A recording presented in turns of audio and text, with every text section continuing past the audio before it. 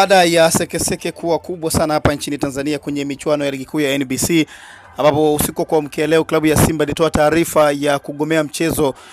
wa ligi hiyo dhidi ya Yanga ambao walikuwa wageni wa mchezo huo, na sasa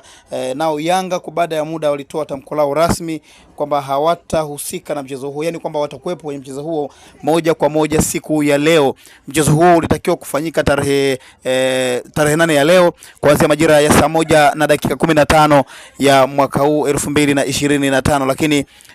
sintofahamu ilikuwa nyingi, kona mbalimbali zimetokea, mambo mengi, maneno ya hapa na pale, lakini rasmi bodi ya ligi imetoa tamko rasmi kwamba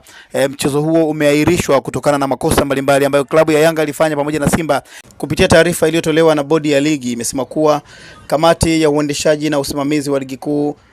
ya bodi ya ligi kuu Tanzania TPLB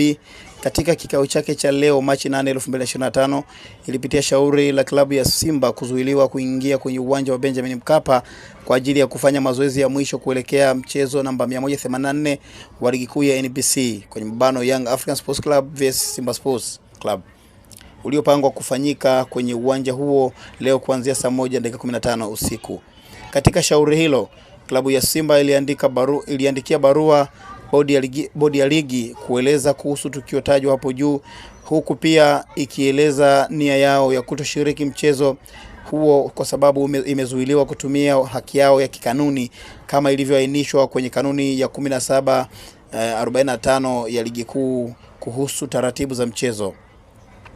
Baada ya kupokea barua hiyo, bodi ya ligi iliwaagiza maofisa wake wa mchezo ambao walishuhudia tukio hilo kutuma taarifa za tukio haraka ili hatua zinazostahili ziweze kuchukuliwa, ikiwemo kuitishwa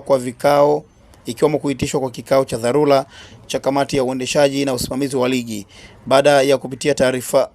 taarifa mbalimbali zikiwemo za maofisa wa mchezo na vyanzo vingine, kamati ilibaini kuwa klabu ya Simba wakati ikielekea kutumia haki yake iliyoainishwa kwenye kanuni ya 17 kipengele cha 45 ya ligi kuu haikuwasiliana na ofisa yeyote wa mchezo,